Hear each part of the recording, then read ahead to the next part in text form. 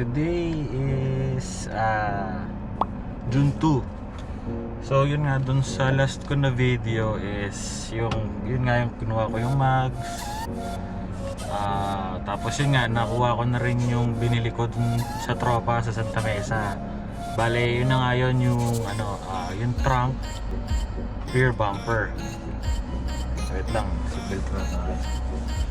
So ngayon, after few months, actually yun yung dun tayo papunta ngayon. Ano na siya, dapat few months ago tapos na siya, kaso yun nga, dahil nga sa nangyari na rin, di ba? Dahil sa COVID nga, dami rin na purnada.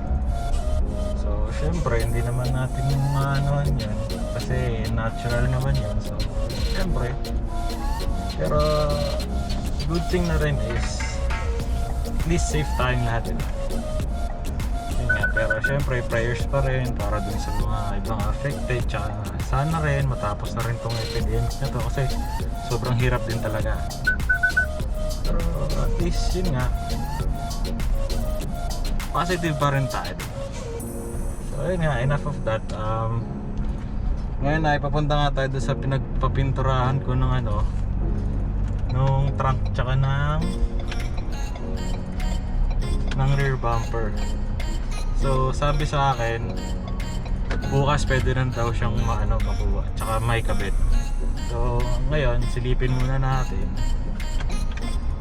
kung ano yung progress, kasi yung huli kong mga 2 months ago pinturado na siya, kaso first pa lang, yung unang base pa lang ng pintura. So yun nga, tapos buti na lang chinek ko rin, tapos sinilip ko dun sa tinapat ko dun sa sa kulay mismo ng sasakyan, medyo off nga. So good thing na rin na nasilip ko rin agad, kasi hirap naman, di ba? Another gastos na naman para sa pintura pagka ganun. Yung tipong excited ka na tapos pag sinalpak pa lang, ay sablay, mali. Ayun din pala, mabalik din tayo sa tungkol sa pandemic nga, sa COVID-19, sa nangyayari ngayon. Thank you rin. Right, tawag dito, useful din kasi dahil dito sa new normal nakapag-mask ka. So wala kas loob mo na mag-vlog, di ba? Video. So ayun, isa yun isa yun sa pero syempre naman may ID rin naman ako, may GCQ pass din naman ako. So libre din ako maglalabas, pero within dito lang sa lugar din namin. So okay, mamaya na lang ulit, drive muna ako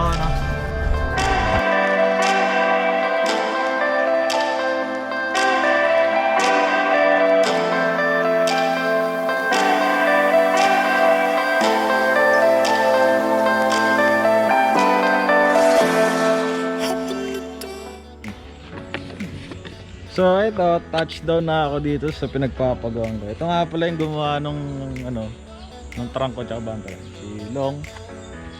Tapos yun naman si April. Mag-tape ka. Oo, mag-tape. Mag-tape daw. Silipin ko lang dito lang daw. Ayun ba yun? Silipin ko lang niya. Ayun isa sa mga project nila. Yes. k.veesuals yan, man. Hindi ka madapa. Uy! Akin ba yun?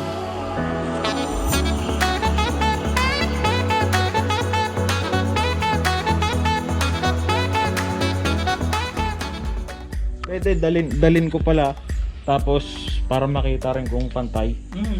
Para ma-adjust pa kung hanip na ka. Uy! Ganda.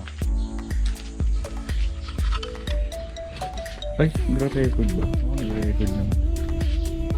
ito yung lubos mo. Ang papalis mo ng kulay. Ito yung nilaw. Ayo, malayo yung kulay dito. Ito yung nanilaw, ito yung nag-light. Ito yung bagong ito yung hinabol sa original. Baka nga, ito pa yung ito pa yung mag-iba kulay. Oo, baka. Sabay baka natin. Ay, Diyos ko po. Eh, ito din yung tinesting mo. Oo. Yung isa, kinabit ko, di ba? Excited ako, kinabit ko eh. Tinanggalan ko na agad ng ano eh, ng tape eh. Tapos dinikit ko. Pagkakita kong ganun, no? Hanip na yun, parang ano ah. Parang malayo ah. Hindi, kasi dinikit ko doon sa malalim. Ay, sa malalim, sa madilim na part. Eh, syempre, hindi mo naman pansin yun. Alam mo. Pero, sana naman. Pero kahit hindi na naman, ay, malaki-laki pa rin ah. Kailanganin pagka wala mo. Bali, kasama naman sa pagbubuo ng sasakyan niya. So yun, bukas check ko na lang ulit. Daling ko yung kotse dito. Sana mag-match. Kahit medyo problemado. Sige, bahala na. Bukas na lang.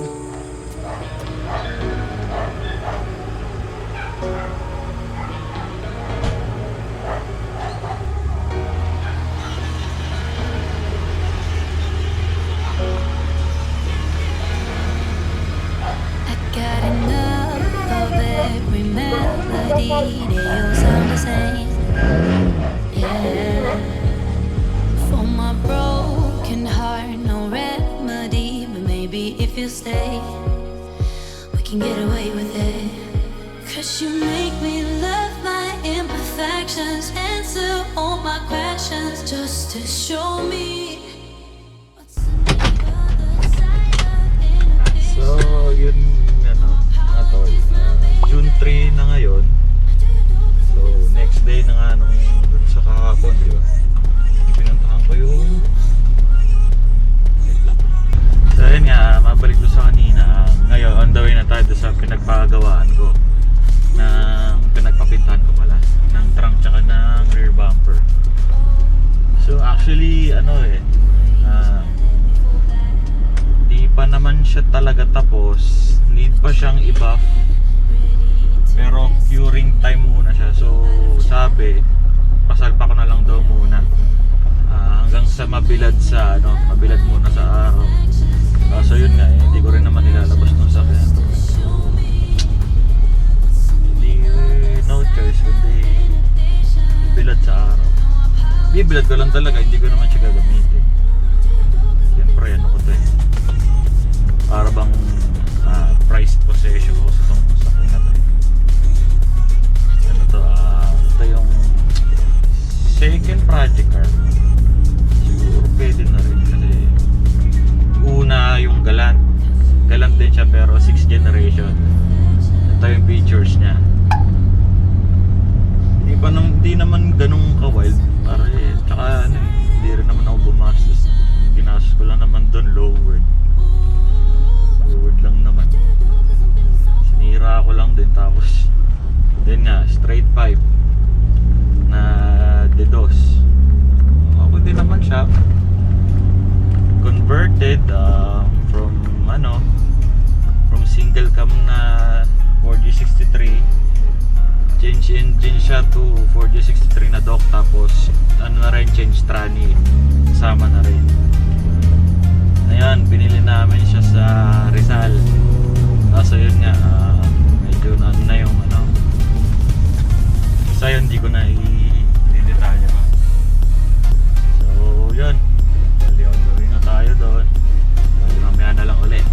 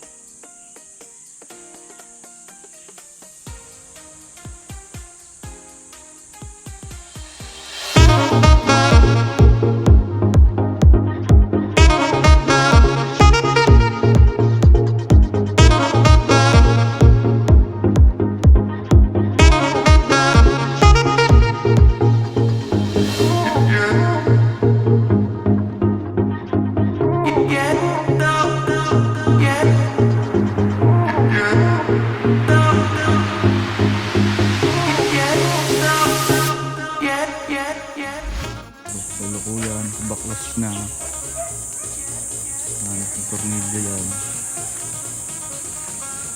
Mamaya check naman natin pag nakasalpak na yung rear bumper.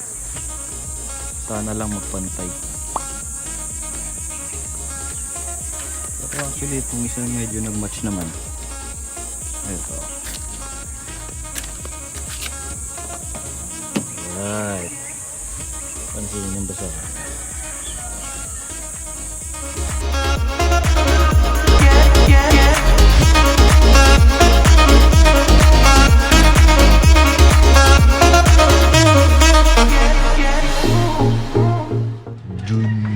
Sa something next day na to. Bali ngayon DIY naman. Ayusin ko lang yung trunk.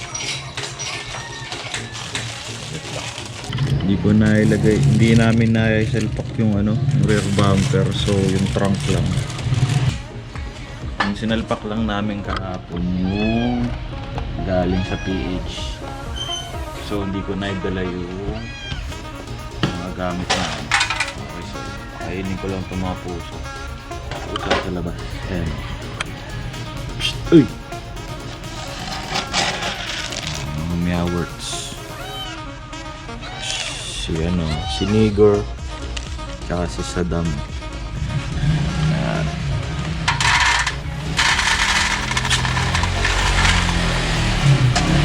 So, si mami nila, si Mamshi. Anong pangalan dyan? Sa mga pusa sa labas lang yun na pinapakain lang din na.